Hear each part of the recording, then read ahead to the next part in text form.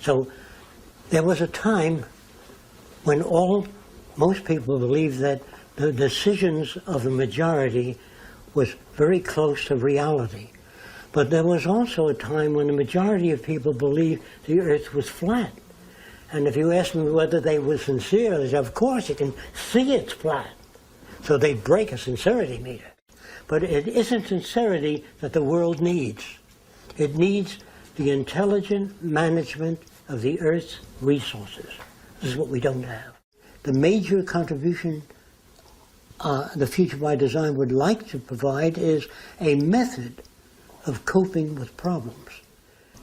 Now, you're brought up to believe, I believe this, that everyone should have a right to their own opinion. Is that the way you were brought up? Yes, sir. Okay. When you got everybody going around giving their opinion, I'll tell you what's wrong with Jim. See, they've got all kinds of opinions. But when engineers talk to each other, they don't say, believe me. They say, see this new metal? It can hold up 4,000 pounds per square inch. He puts it in a machine and pulls it apart. He says, you're right.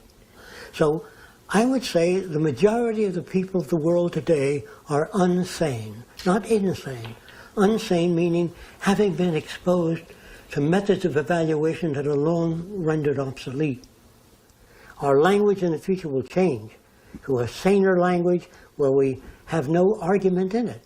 They say, well, can there be such a language? There is. When engineers talk to each other, it's not subject to interpretation.